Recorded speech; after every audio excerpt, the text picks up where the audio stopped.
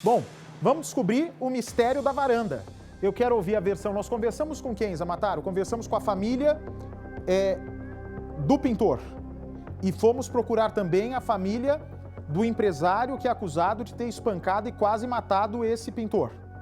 Quem está falando a verdade? Lívia Zúcaro é repórter ou Leonardo Lara? Leonardo Lara tem a impressão. Vamos ver. Apenas um dia antes da agressão, Vanderlei gravou este vídeo para o chefe, mostrando o serviço no mesmo apartamento onde depois aconteceu a briga. Tive que subir pela escada aqui, meu irmão. Segundo andar aqui, ó. Fazer essa sacada agora aqui, ó. Os moradores não estão em casa. Este foi o resultado da violência. Vanderlei está internado na UTI, inconsciente. Enquanto luta pela vida no hospital, a mulher se desespera diante de um quadro de saúde difícil de ser revertido, segundo os médicos. Fui ver o meu marido e eu nem acreditei. Eu fiquei tão indignada quando eu vi a cabeça dele daquele jeito, todo pisoteado, cheio de marca. Ele tá...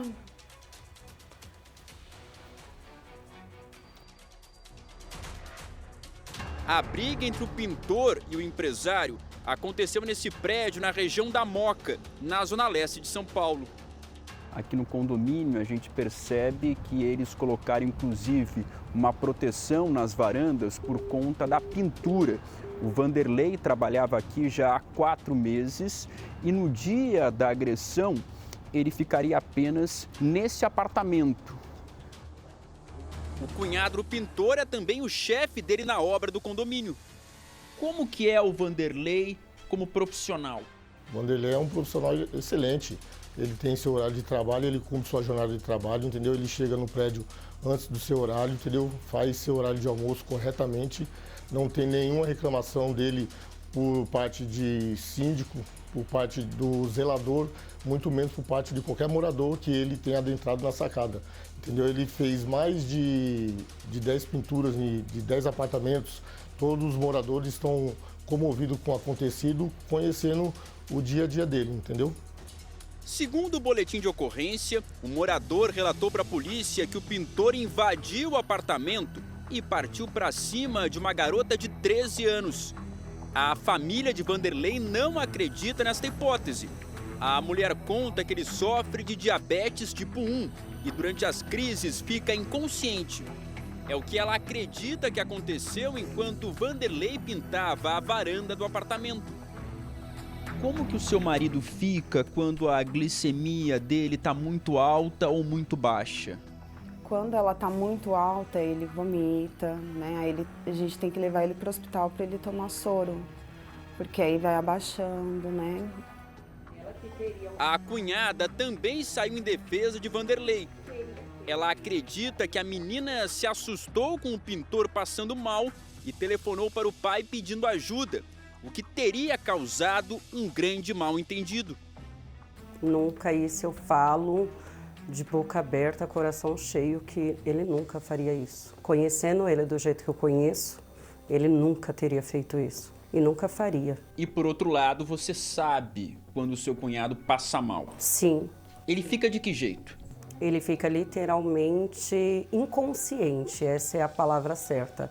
Ele perde literalmente a coordenação motora dele. O Vanderlei descobriu que tinha diabetes há mais de 20 anos e sempre levou muito a sério a doença. Aqui estão os comprovantes que ele passa com o médico todos os meses e também retira os medicamentos na farmácia. Para se ter uma ideia da preocupação do Vanderlei, nesse caderno aqui, ele anota o índice glicêmico 3 vezes ao dia. Quando tudo aconteceu, ele mediu apenas pela manhã. 327 foi o número que apareceu nesse aparelho aqui que mede a glicemia. Ao se deparar com esse número, a família acredita que ele tomou insulina. E o que acontece é que depois da insulina, a glicemia pode baixar muito, o que leva a uma crise. Ele tem um histórico de ficar desacordado, de passar mal e não conseguir sequer pedir socorro. Este vídeo foi gravado durante uma das várias crises de hipoglicemia. Olha, a nossa equipe veio até o condomínio onde tudo aconteceu para ouvir o outro lado dessa história.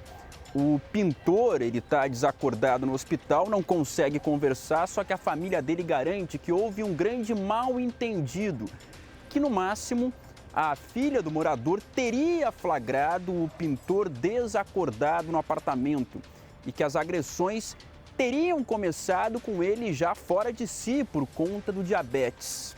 A gente quer entender o lado do morador, que confessou na polícia ser o autor das agressões, mas alegou legítima defesa. A gente vai conversar aqui na portaria.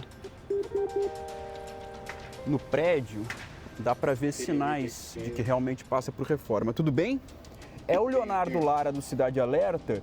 Eu queria conversar com o Ricardo, do primeiro andar. Você consegue telefonar para ele? A gente quer conversar com ele sobre essa briga com o pintor. Tudo bem, só um momento. Tá certo. O porteiro vai conversar com o morador para saber se ele vai nos atender. Aqui no condomínio a gente percebe que eles colocaram inclusive uma proteção nas varandas por conta da pintura. O Vanderlei trabalhava aqui já há 4 meses e no dia da agressão ele ficaria apenas nesse apartamento. O morador, inclusive, tinha sido avisado pelo zelador na véspera de que haveria alguém na varanda dele, até para não se surpreender. Só que aconteceu justamente o contrário. Aqui tem, inclusive, o cartaz, a placa da empresa que faz a restauração da fachada. O responsável pela obra era o cunhado do pintor, que garante que era um funcionário exemplar.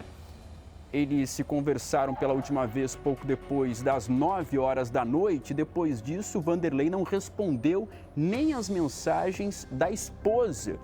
Eles normalmente se conversavam durante todo o dia. Por isso, o que a família acredita é que ele desmaiou já pela manhã, pouco depois das 9 horas, e ficou na varanda desacordado todo esse tempo, já que a agressão foi registrada por volta de 19 horas. Quando a filha do morador chegou em casa, teria se deparado com o pintor e, na versão do morador, ele teria assediado a garota. O que a família alega é que quando ele tem essas crises por conta do diabetes, não consegue nem se comunicar direito e fica desacordado. Oi, querido. Então, ele falou que não tá em casa, mas ele pediu para passar o número dele pro senhor. Quer que eu passe? Ah, por gentileza.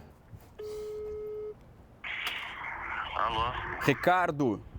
Isso. Leonardo Lara, do Cidade Alerta. O porteiro me passou seu telefone aqui.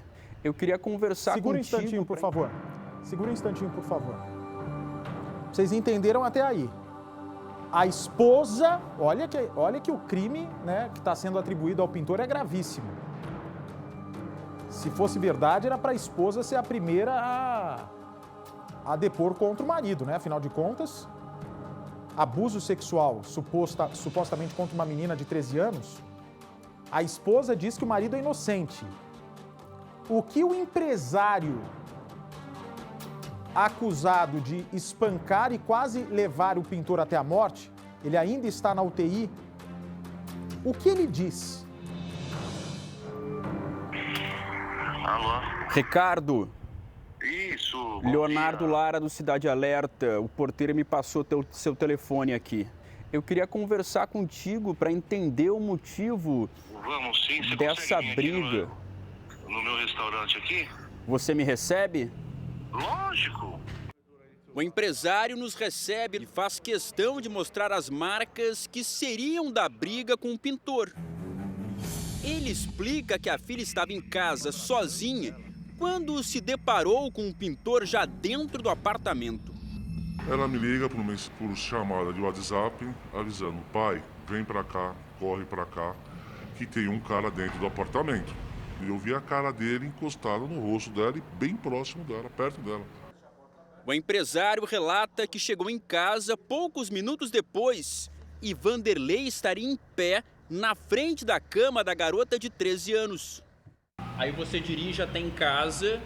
Quando chega e abre a porta do seu apartamento, qual cena o senhor se deparou? Ele está de costas para mim, fui até o quarto dela, ele está bem próximo a ela. Ele em pé. Em pé. E a sua filha? Gritando em prantos, na cama, não encosta em mim, o apartamento não é seu, sai daqui, moça, sai daqui. Ela gritou, pai, e ele virou. Quando ele virou, ele já tentou me agredir. Fui tirando ele da cena de perto dela, viemos trocando tapas, murro, ele também. O advogado que representa a família do pintor acredita que o empresário cometeu excessos. Fábio Costa quer que ele responda por tentativa de homicídio. Doutor, o morador alega que houve um assédio à sua filha menor de idade. Mesmo que isso tenha acontecido, a reação dele não extrapolou o que se espera de alguém que quer apenas impedir um crime? Exatamente. Primeiro que nós não acreditamos nisso. Diante de tudo que eu ouvi da família e diante do histórico, nós não acreditamos que isso tenha ocorrido. Agora, vamos lá. Se isso tivesse ocorrido, o pai estaria agindo em legítima defesa em face da filha. Mas essa reação do pai extrapola e ele vai responder por esse excesso. O pintor responde agora por invasão de domicílio. Mas o advogado alega que o morador foi alertado pelo zelador sobre o serviço na varanda. Você chegar lá no seu apartamento, o rapaz está pintando lá a sacada, para você não se assustar, né? Isso para mim foi um entendimento errôneo do delegado de polícia de colocar no boletim de ocorrência, primeiro, uma invasão de domicílio, uma violação de domicílio. Não há nenhuma violação. A vítima, o Vanderlei, estava devidamente identificado e o morador tinha ciência de que o pintor estava lá. Foi avisado um dia antes. Foi avisado, inclusive foi avisado ao zelador e o patrão dele, que é o cunhado, mostrou para mim as mensagens dizendo que o morador tinha ciência de que lá estaria o Vanderlei trabalhando. O senhor se arrepende porque ele está mal no hospital e a família alega que o senhor extrapolou nas agressões? Olha, arrependimento a gente possa até ter. Eu não extrapolei em agressões alguma. Simplesmente ele me agrediu, eu agredi também. Vanderlei é pai de 5 filhos. Você confia no seu pai? Com certeza. Ele jamais seria capaz de uma atrocidade dessas? Nunca. Você acha que foi um grande mal-entendido? Foi. Pra mim tem 53 anos, mas não é homem nenhum. Porque homem de verdade procuraria saber o que aconteceu. Não ia chegar batendo no meu pai. Ele errou? Com certeza. E vocês querem justiça? Sim. Sim, que ele vá preso, pague pelo que ele fez. Porque ele tentou matar um pai de família, um homem trabalhador. E ele não merece isso não, ele é uma excelente pessoa, sabe? Então não adianta falar, eu vou defender ele de cunhas e dentes, porque ele jamais faria isso. Gente, amiga, não tá difícil. Não tá difícil resolver essa história. Eu vou dizer a vocês por quê. O empresário tem várias marcas no corpo, não tem, Ligeiro? Tem sim, ele mostrou inclusive, Bate. Ele diz que essas marcas foram cometidas pelo pintor, não disse? Exatamente, ele disse isso. Mas a família está garantindo que o pintor estava desmaiado, não é isso? Isso, é o que a família fala. Ou seja, alguém que está desmaiado não tem como agredir o outro. Basta fazer o exame do Instituto Médico Legal, o exame de corpo de delito, para tentar confrontar se as marcas que estão no corpo do empresário foram provocadas, se tem o DNA do pintor. Ou estou errado, Percival? Não, para isso que existe o exame de corpo de delito, ou seja, ele poderia ser levado lá para o Instituto Médico Legal, onde os legistas constatariam isso. O que ele apresenta como ferimentos provocados pelo pintor teriam sido provocados por uma arma branca, por uma faca, por um canivete, por algo assim, ou não tem suficientemente profundidade essas marcas para caracterizar uma agressão forte. Agora, do outro lado, Não há dúvida nenhuma, agressão violentíssima. Agora, a gente precisa somar tudo isso, ter certeza técnica para chegar a uma conclusão. Você pode ter até duas opiniões, Obate. Ao que parece, a presença do pintor no apartamento era absolutamente legítima. Por outro lado, a reação de um pai ao receber o telefonema de uma filha menor de idade que tem um estranho dentro do apartamento, a reação dele é compreensível. Então pode ser, é uma hipótese, que tudo não tenha passado do equívoco em relação à agressão contra o pintor e também com a reação do empresário, o pai da menina que estava lá no apartamento. Vamos aguardar o laudo da perícia, né? O delegado também recebeu o laudo do Instituto Médico Legal para a gente confrontar essas informações.